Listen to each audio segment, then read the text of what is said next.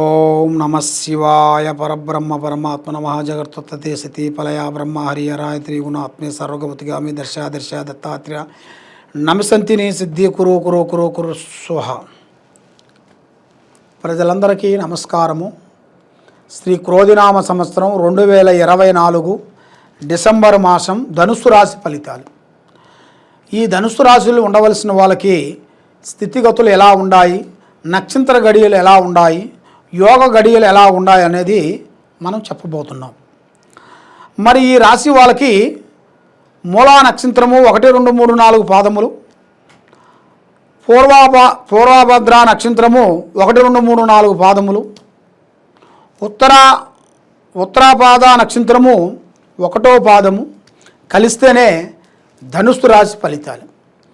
ఈ ధనుస్సు రాశి వాళ్ళకి ఆదాయం 11, ఖర్చు 5, రాజపూజిత 7, అవమానాలు 5.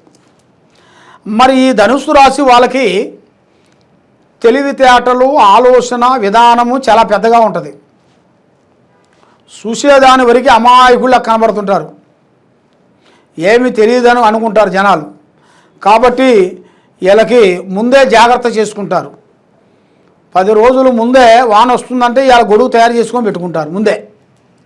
అలాంటి మనస్తత్వము, ఆలోచన విధానము చాలా విధానంగా కనబడుతుంది. మనస్తత్వం కూడా చాలా బాగుంది. మరి ఇలా ఈ జాతకంలో ఉండవలసిన వాళ్ళకి ఎక్కడికి పోయినా కూడా స్త్రీ వల్ల మంచి అదృష్ట యోగం అనేది కనబడుతుంది.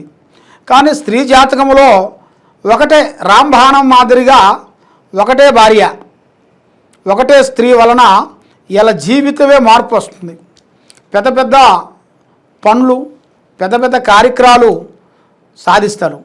కాబట్టి ఒక పురుషుడు వెనకాల ఒక స్త్రీ వల్ల, ఒక స్త్రీ ఉందనుకోండి, వాడు గొప్పగా ఏదైనా సాధించగలుగుతారు. కాబట్టి అందువల్ల వీళ్ళు చేయాల్సిన కార్యక్రమాల్లో కూడా కొన్ని దగ్గరికి వచ్చి దూరం అయిపోతుంటాయి. ఏ కార్యక్రమం అనుకోగానే దగ్గరకు వస్తుంటుంది, దూరం అయిపోతుంటుంది. మరి వీళ్ళ మీద ప్రజల వేడుపు ఎక్కువగా ఉంటుంది. ఆదాయం ఏమి ఉండదు, కానీ బాగున్నారు, సంపాదిస్తున్నాడు, బాగున్నారు అని చాలామంది చాలా విధానాలుగా నరదిష్టి ప్రయోగం ఎక్కువగా ఉంది. మరి ఇలా జాతక విధానంలో చూసుకుంటే, చదువు పరంగా చూసుకుంటే చిన్న వయసు నుంచి చాలా కష్టపడుకుంటూ పోరాడుకుంటూ ఒక స్థాయిగా వస్తుంటారు వీళ్ళు. మరి ఒక స్థాయికి వచ్చిన తర్వాత వెతుకుదల గురించి, డెవలప్మెంట్ గురించి ఆలోచన చేస్తుంటారు. మరి డెవలప్మెంట్ గురించి చేసేదానికి వీళ్ళకి మెయిన్గా పెట్టుబడి కావాలిగా. ఆ పెట్టుబడి లేక మధ్యలోనే బ్రేక్ అయిపోతుంటారు వీళ్ళు. ఎందువల్ల అంటే వీళ్ళ చేతిలో డబ్బులు కానీ, పెట్టుబడి కానీ, మరి పెట్టుబడి సంబంధించిన వాళ్ళు ఎవరన్నా స్నేహితులు కానీ, మిత్రులు కానీ, బంధువులు కానీ ఎవరన్నా ఉన్నారనుకోండి, మరి వీళ్ళకి పెద్ద స్థాయికి వెళ్ళిపోతారు, గొప్పవాళ్ళు అవుతారు. కాబట్టి వీళ్ళ దగ్గర పెట్టుబడి లేని దాని వలన మరి వీళ్ళు సంపాదించుకోవాలి కదా, సంపాదించుకొని ఏదైనా చేయాలి కదా, కష్టపడాలి, సంపాదించాలి, మళ్ళీ డెవలప్మెంట్ చేయాలి. ఆ విధంగా కనబడుతుంటుంది. మరి ఇలా జాతక విధానంలో ఆ విధంగా ఉంది. మరి భార్యాభర్తల సమస్యలో చూసుకుంటే కొన్ని సమస్యలు కొన్ని ఎదురవుతున్నాయి. భార్యాభర్తల మధ్యలో కొన్ని గొడవలు, చికాకులు, ఇబ్బందులు, కొన్ని మానసికమైన ఇబ్బందులు కొన్ని ఎదురవుతున్నాయి. కాబట్టి దాంట్లో కొంత జాగ్రత్త కొంచెం తీసుకొని కొంచెం శ్రద్ధగా తీసుకుంటే బాగుంటుంది. మరి వ్యవసాయ పరంగా చూసుకుంటే మంచి అదృష్ట యోగం అనేది ఇలా జాతకంలో కనబడుతుంది.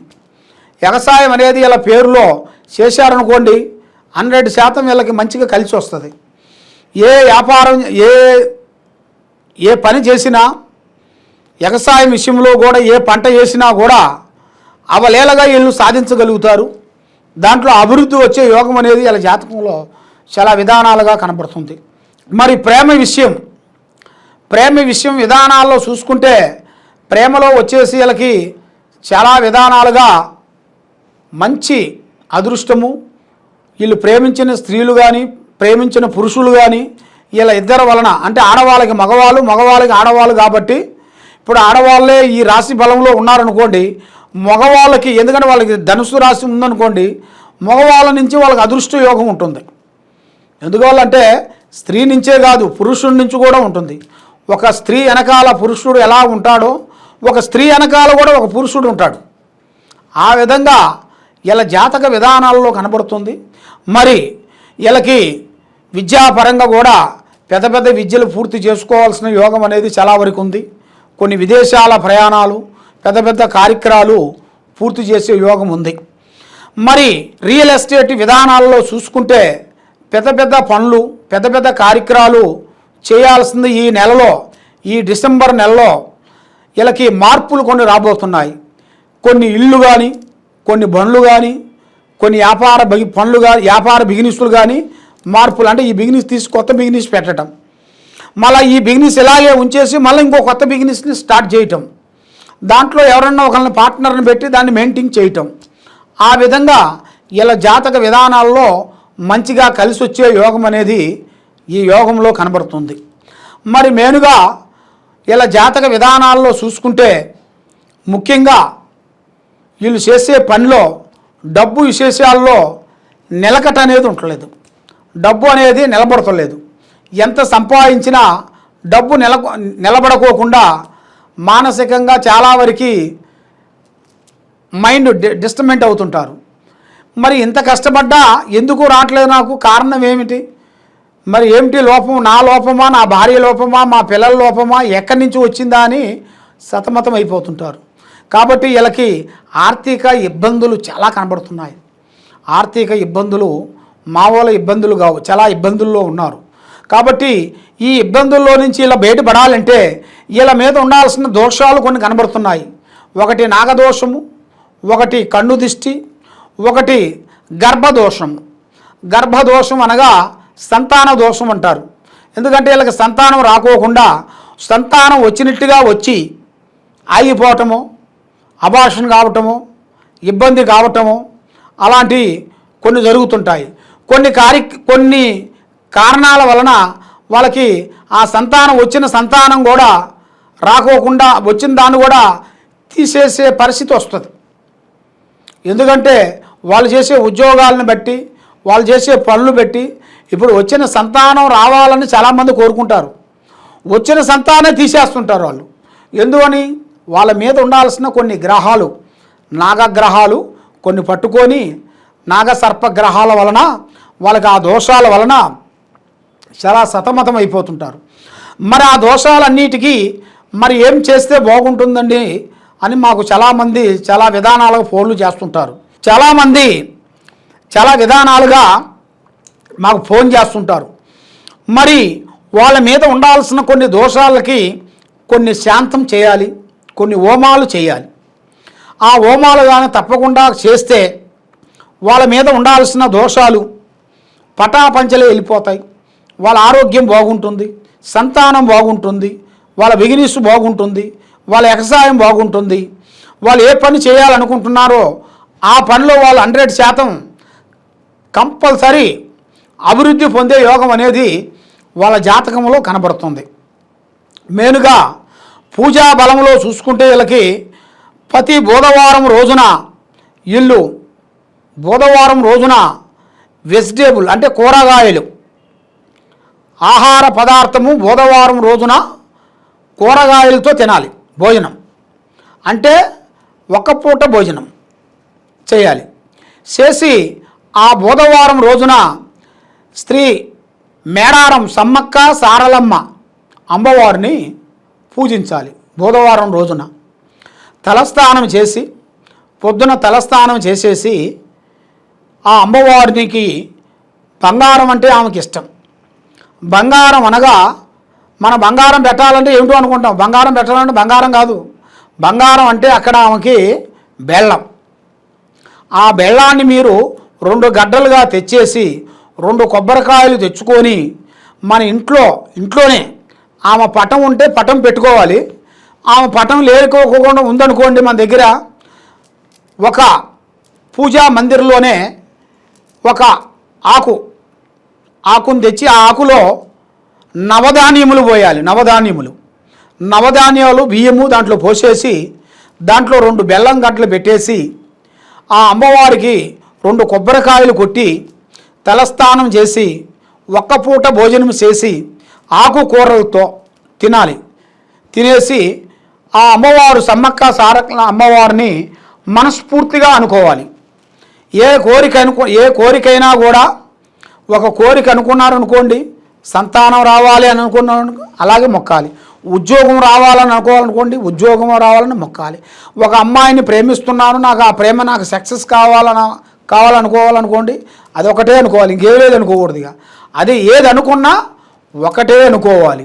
అనుకొని ఆ అమ్మవారికి పూజ చేసి ఆ కొబ్బరికాయలు కొట్టి ఆ పూజ మీరు పెట్టారు కదా ఆ ప్లేట్లో కొబ్బరికాయ కొట్టేసి అక్కడ దీపారాజన వెలిగించాలి. ఒక దీపం వెలిగకూడదు, 2 దీపాలు వెలిగించాలి.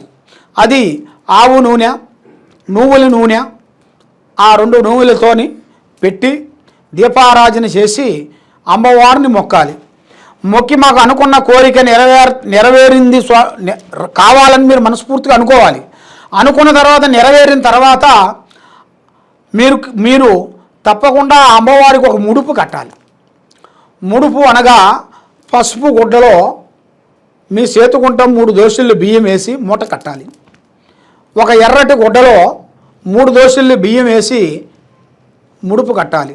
ఆ 3 దోశలు బియ్యం వేసిన తర్వాత దాంట్లో ₹1 పావల, ఇప్పుడు పావల అంటే తెలియదు కదా, ₹1 ఒక ఆటాన దాంట్లో పెట్టాలి.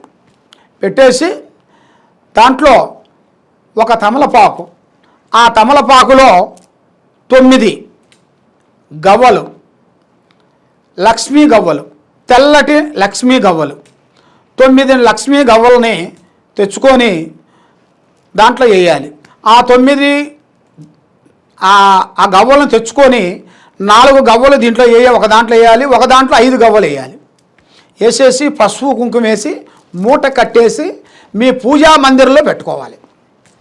అమ్మవారిని సమ్మక్క సారలమ్మని తలుచుకొని మీరు ఆ ముడుపు కట్టి పెట్టుకోవాలి. మీరు అనుకున్న కోరిక ఒకటి అవుతుంది కదా, ఆ కోరిక అయినప్పుడు మీరు తప్పకుండా మేడారం వెళ్ళి ఆ అమ్మవారి ముడుపుని అమ్మవారికి చెల్లించేసేసి రావాలి.